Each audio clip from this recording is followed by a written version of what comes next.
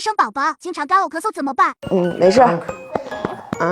频繁咳嗽吗？不频繁。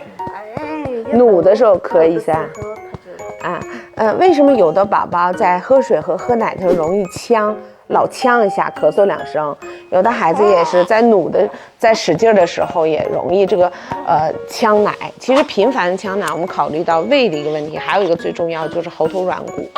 喉头软骨发育不好，闭合不全。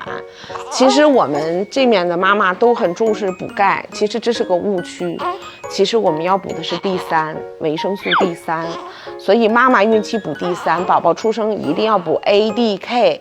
因为你单纯补 AD 没有 K 的话 ，K 是什么 ？K 是钙的搬运工，所以它沉积不在骨骼和牙齿或者喉头软骨上。所以新生儿的妈妈一定记住，不是单纯的补 AD 了，还是 ADK。